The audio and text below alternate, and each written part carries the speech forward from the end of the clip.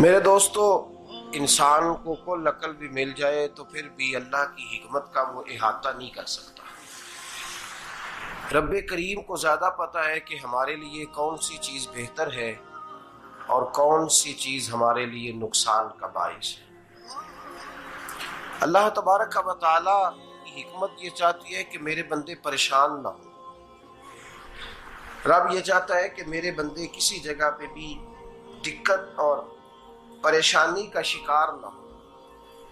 تو اللہ تبارک و تعالی نے راہ اعتدال اختیار کرنے کا حکم ارشاد فرمایا کہ تم اعتدال کے رستوں پہ چلو، معتدل زندگی گزارو، افراط و تفریط سے بچو۔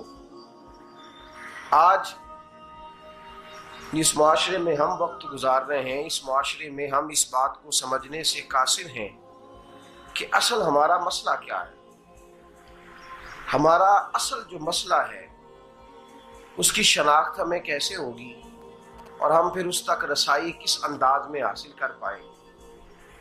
ہم ہمیشہ اپنی آمدن بڑھانے کے چکر میں رہتے ہیں، ایک کام اور شروع کر لیں، پارٹ ٹائم جاب شروع کر لیں، کوئی سائیڈ بزنس اس کا آغاز کر لیں۔ ہماری جو دوڑ لگی ہوئی ہے وہ لگی ہے کام بڑھانے میں، آمدن بڑھانے میں۔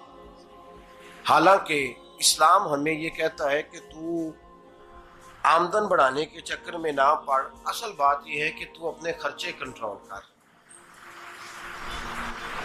تنگ انسان وہ نہیں ہوتا جس کی آمدن تھوڑی ہوتی ہے۔ یہ توجہ کیجیے گا میری بات، یہ قیمتی بات ہے اور گفتگو ساری کا لب لباب ہے۔ تنگ بندہ وہ نہیں ہوتا جس کی آمدن تھوڑی ہوتی ہے، اصل پریشان وہ ہوتا ہے جس کے خرچے زیادہ ہوتے ہیں۔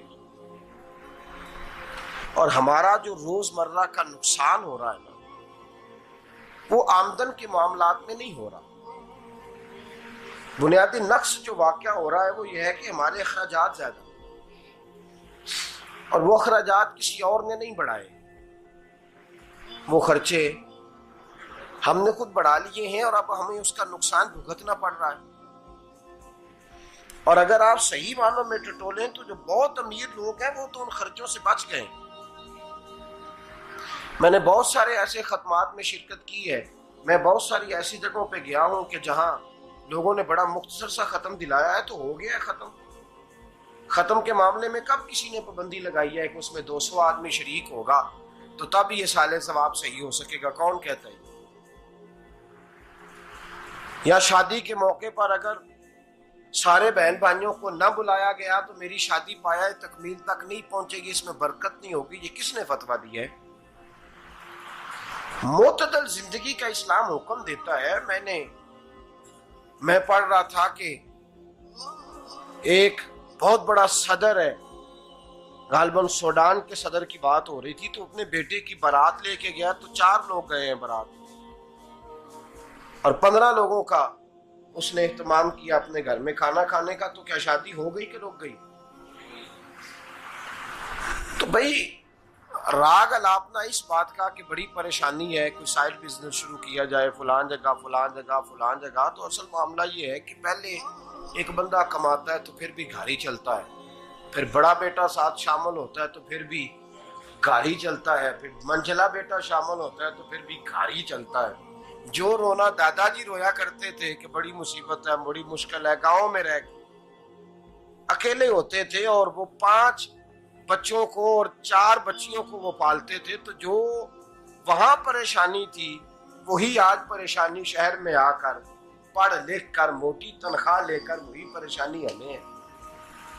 تو میں جس نتیجے پہ پہنچا ہوں اس کو پڑھ کے، قرآن مجید کی چند آیات کو دیکھ کر اور اس مفہوم کی جو حدیثیں کتب احادیث میں پائی جاتی ہیں اور ہمارے بزرگوں نے ہمیں جو مزاج اس حوالے سے دیا ہے، میں اس نتیجے پہ پہنچا ہوں کہ مسئلہ آمدن کا نہیں، مسئلہ خرچے کا ہے۔ ہمارے خرچے بنیادی طور پر زیادہ، اور اگر پھر ہم زیادہ بوجھ خواتین پہ ڈالتے ہیں کہ وہ مطالبے زیادہ کرتی ہیں، اور اگر آپ مجھ سے پوچھیں تو خواتین کی بھی اگر کسی جگہ کوئی عادت خراب ہوتی ہے تو اس میں اصل کردار اس کا ہوتا ہے جو وہ عادت خراب تو کیوں اپنے گلے سے اتار کے آپ کسی کے گلے میں بات ڈالنے کے چکر میں ہیں؟ وہ خواتین کی طبیعت نہیں ایسی ہے. اصل بات یہ ہے کہ ہم نے عادت ڈالی ہے، ہم نے یہ مزاج ان کو دیا ہے تو ان کا بنا ہے، نہ کیسے بن سکتا.